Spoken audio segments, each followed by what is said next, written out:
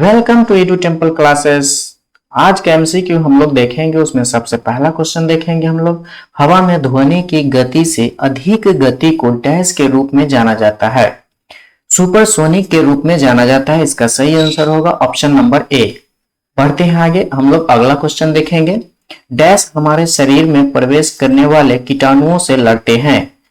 इसमें क्या होगा, श्वेत रक्त कणिकाएं जो है वह हमें कीटाणुओं से लड़ने में मदद करता है। इसी को हम लोग WBC भी बोलते हैं। इसका सही आंसर होगा ऑप्शन नंबर बी।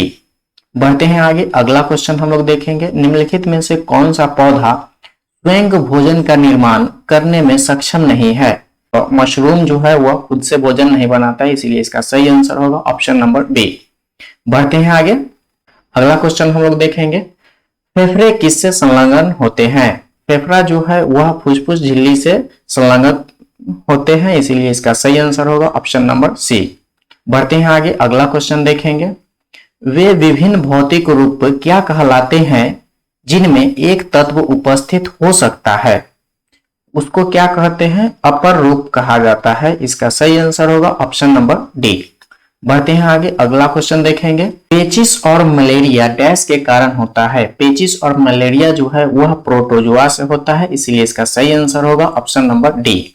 बढ़ते हैं आगे, अगला क्वेश्चन हम लोग देखेंगे। किस रक्त समूह में एंटीबॉडी नहीं होता है। एंटीबॉडी ए और बी जो रक्त समूह है उसमें नहीं होता है। इसका सही आंसर होगा ऑप्शन नंबर बी। बढ़ते हैं आगे, अगला क्वेश्चन देखेंगे। शीतल पेय में तेज स्वाद के लिए निम्नलिखित में से कौन सा अम्ल जिम्मेदार है। तो इसका जो होगा फास्फोरिक अम्ल जो है वह तेज स्वाद के लिए जिम्मेदार होगा, इसीलिए इसका सही आंसर होगा ऑप्शन नंबर सी। बढ़ते हैं आगे, अगला क्वेश्चन हम लोग देखेंगे। दही से मक्खन और मक्खन से दूध को अलग करने के लिए निम्नलिखित में से किस प्रक्रिया का उपयोग किया जाता है। अपकेंद्रण का प्रयोग करके दही से मक्खन और मक्खन से दूध को अलग किया जाता है। इसका सही आंसर होगा ऑप्शन नंबर बी। बढ़ते हैं आगे, अगला क्वेश्चन हम लोग देखेंगे। जैव रासायनिक यौगिक का उपयोग निम्नलिखित में से किस रूप में किया जाता है। त्वचा उपचार, खाद्य संरक्षण, खाना पकाने के तेल, उपयुक्त में से सभी। इसका सही आंसर होगा ऑप्शन नंबर डी। मतलब यह जो तीनों है तीनों का यूज होता है उसमें। बढ़ते हैं आगे, अगला क्वेश्चन हम लोग देखेंगे। कपड़े साफ करने के लिए ड्राई क्लीनर डैश का उपयोग करती है। तो किसका उपयोग किया जाता है, विलायक या अवशोषक का किया जाता है। इसका सही आंसर होगा ऑप्शन नंबर ए। बढ़ते हैं आगे, अगला क्वेश्चन हम लोग देखेंगे।